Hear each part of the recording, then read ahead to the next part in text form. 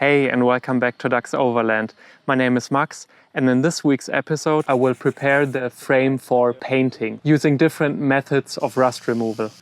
And the big question, do all of the fancy products live up to their advertising promises? I love removing rust with phosphoric acid and I will start a little experiment now in the beginning of the video. I will use some of the acid and dilute it with water. And I have this rusty piece and I will just dip it into the solution and show you in the end of the video again.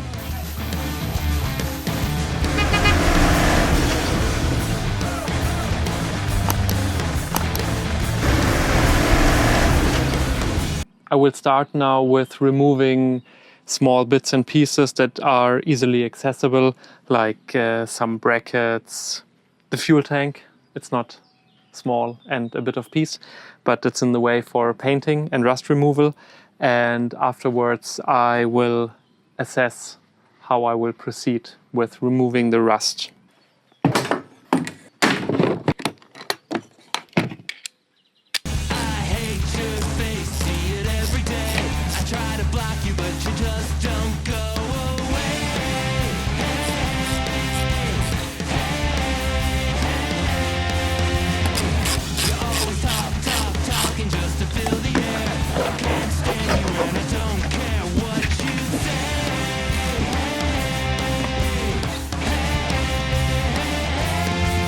Look at this. This hole is open. It's just like old gunk and whatever, dirt. Can't be good for the engine. Hopefully the filter works well.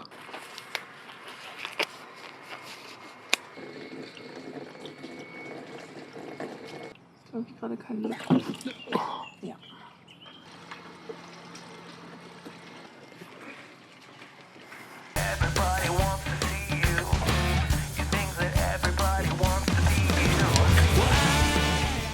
The brackets are actually quite rusty. I think it's the most rusty part of the car I found so far, but I'm actually not too worried about it because it's really thick steel and I think it looks worse than it is.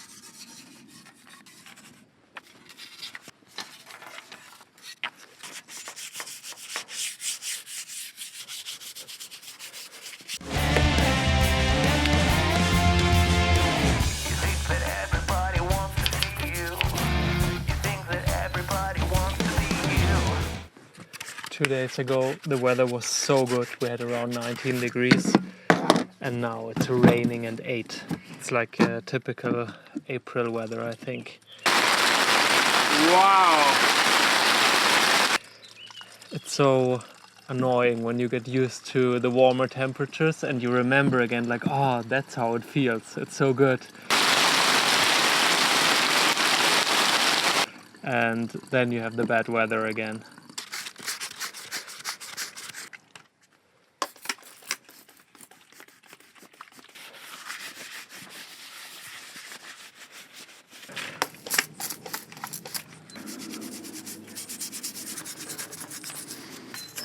And now the sun is out again. That's April. It's a new day and I'm done with the first round of cleaning. It's typical April weather fashion, like the quick changes, but actually it's super nice. Also, if you're wondering what this is, it's up there and there you can see what this is. And now a quick rust assessment. So I think in general the frame is in super good condition. The original is the red paint and the military painted it green afterwards, and all those places where I removed parts, you can see how well preserved that frame is. So that's freaking amazing, and I think that car never saw salty conditions in its life ever. But as expected, the 30-year-old military truck is not completely rust-free. Here on top of the frame are abrasions because of the original box that was mounted to the frame. This is really superficial. I would say this is grade 1 and the least concerning. And then we have this here on the axle. I would say it's maybe somewhere between 2 and 3. The paint is flaking off and water is kind of accumulating under the paint. So the paint gets chipped off by the rust underneath. So all in all, I'm really happy with the condition of this car, considering it's 30 years old. There are different methods of rust removal, and I think the end goal actually is to remove rust completely. But that's not always possible. There are compromises. I think there are 3 main types of dealing with rust. Mechanical removal, angle grinder, wire brushes, and sandblasting. Everything you can imagine that mechanically removes rust. Then there are rust stoppers. They basically take away the food from the rust. That's oxygen and water. You don't remove the rust, you just stop it from growing, basically. There are also rust converters, and I think that's where the trouble starts. They convert active rust to an inactive form of rust. And I think there lays a big misunderstanding, because I think a lot of people think that the converters convert rust to healthy bare metal again. And that's completely wrong. And here's actually number 4. So there are not 3, there are 4. Chemical rust removal. So I started the little experiment in the beginning, and the acid basically eats away the rust. So it's the same like sandblasting in a way, because you won't have any rust anymore if you use it correctly. So here's my 4x4 that I soaked in the acid. And now you can see there is no rust at all. There's nothing left. It's completely clean. So when done correctly, you basically have the same result as sandblasting. So if you see, this was the original and this is bare, clean metal. So back to my initial question, do all of those products deliver what they are promising? Typical yes and no. I think they actually do, but you really need to know what you are doing and what you are using for what kind of rust. So, for example, the mechanical removal is quite safe, I think, in a way, because you always see how much rust is left and you can remove it. But it's still not as easy as it seems. When you use the wire wheel on the angle grinder, you kind of polish the rust, and at some point it almost looks like bare metal again, but it's actually just polished rust that's shiny and silver again. And if you put any other product on it, for example this, to stop the rust from growing, it won't work at all, because you closed the pores in the rust, and this doesn't have any chance to absorb into the rust, because you kind of sealed the surface of the rust. I think this won't work either, actually, but I'm not too sure about that, actually. So the issue with the rust stoppers, I think they work really well, actually, but you need to know what kind of rust you have and how deep it is. If it is way deeper than you thought it was, and you add this rust stopper, it just won't go into the rust deep enough and can't get the moisture and the oxygen out of the rust, so the rust will come back. That's the typical case when you put paint over rust, and then at some point you have those kind of bubbles again. So this, you always need to be really, really sure how thick and deep is my rust. Or, I mean, you can also use it and cover the rust again and again and again, and there will always be more flakes, maybe after half a year, that will fall off, and then you reuse it again. I think this has the same issues as the rust stopper, maybe even more, because I think it doesn't go into the rust as deep as the rust stopper. But maybe that's a wrong statement, I don't know.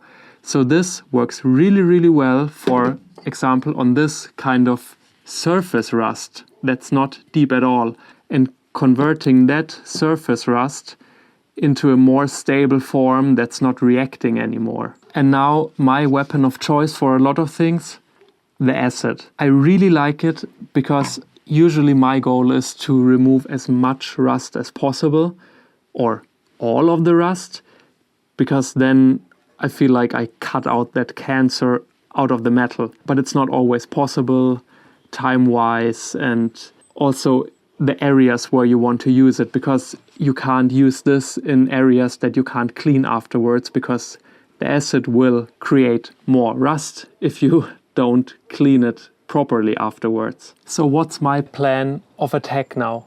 I will use different methods and kind of mix them in a way. For example, here on the frame, I will use mechanical removal and chemical removal. So I will use the angle grinder to some degree, and also the phosphoric acid, because this part I can reach really well. For all the overlapping surfaces, like this reinforcement on the frame or the consoles, I will use a rust stopper. And then there's the axle, and that's my least favorite part of rust removal, because I think it's not really satisfying. I will leave the rust basically. I think that probably would need some chemical bath or whatever. I'm not even sure if it would be done with sandblasting. So what I will do, I will remove all of the loose paint and then use the rust stopper as well, because the rust is not really deep. The rust is really superficial, and I should be able to stop the rust by taking away its food in a way.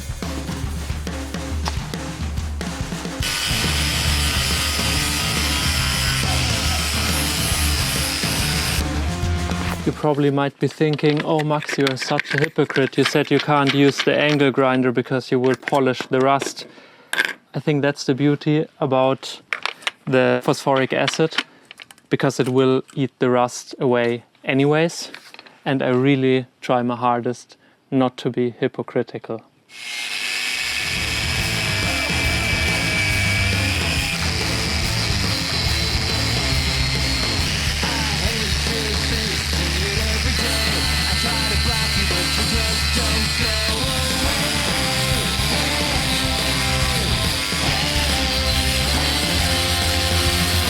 All the paint is removed now. It's beneficial to remove some rust mechanically before, but I did it mainly to remove the paint so that the phosphoric acid has access to the rust. And I'm always surprised, like there's so much more beneath, like it's not deep, but how the rust creeps below the surface of the paint, it's crazy. I will apply the solution now and afterwards cover it with cloth to stop it from evaporating too fast or drying.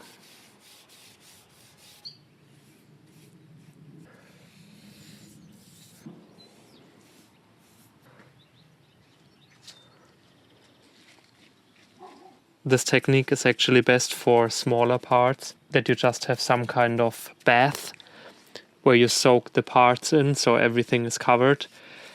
Obviously I can't do it here. And you can buy special products, and they are more like a gel, so they won't dry out as fast as this and have more time to react. But the acid itself is so much cheaper, and it basically does the same. So that is all covered up now, and while that is marinating, I will continue with the axle and try to remove all of the loose paint and loose rust. So this is actually the completely opposite approach. I won't try to remove the rust at all. I just want to have bare rust in a way, and I also need it for the rust stopper to have something to grip on, to have a proper foundation in a way for the paint that will come afterwards. So I will just try to brush off loose paint flakes.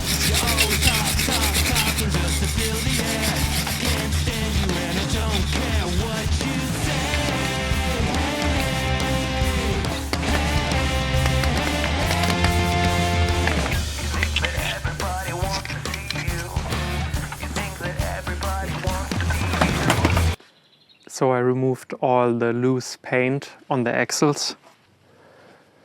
It's not necessarily a method I enjoy using, because I think it's a gamble if there's enough rust removed or if it will come back. And I think the result is not as good as removing the rust completely. But I think for now it's the best option that I have. But now to a method I enjoy way more than that. Removing rust with the acid. And this looks quite nice. But there's not everything gone yet. So there's still some black dots, and that's the rust that reacted to the acid, but it's not completely clean yet. So I will just apply more of the solution again and wait longer. That's the deal with that method. Good morning, everyone. It's a beautiful day today. I have a really early start because I really want to get this done today. And that's really the biggest disadvantage of that method. I couldn't finish it yesterday and I stopped filming because it got super late on me. And you don't want to leave the phosphoric acid applied because it dries and builds like a really weird crust. So I neutralized everything yesterday with just some basic cleaner and dried everything, but now I need to reapply it again. But here is an amazing example of what it actually does. Here you can see all those tiny pores, and in the middle, it's a little bit deeper, are still pores filled with rust. But here around it you have all those empty pores where the rust was removed, but inside it needs more work. And I think that's also the issue with frustration, what I said before, when people say the things don't work as promised. Because if I don't evaluate this properly, and at some point sometimes it looks clean already, but it isn't, the rust will come up again. So I will apply some more phosphoric acid, and then hopefully in an hour or so it's all completely eaten away and this job is done.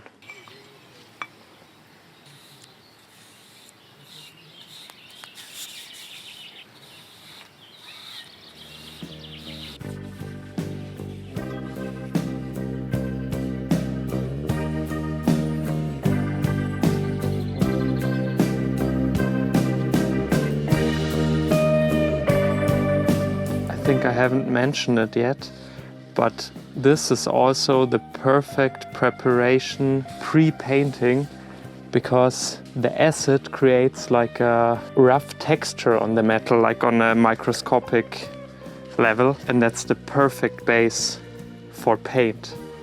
So I've removed all of the rust. I will show you after I've cleaned it again. I won't bore you with all of the cleaning again and again and again. In next week's episode I will apply the rust stopper between all the consoles and will paint the frame. So stay tuned, rip me apart in the comments about all the things I did wrong. I think rust removal and rust protection is a really religious topic for a lot of people. I hope you enjoyed this one. See you next week. So here is the result. I kind of polished it with a wire wheel because now you can see it better. But here you can see those holes. And all of that was filled with rust. There are tiny, tiny little ones still where you have a little bit of rust. Here was a really deep one.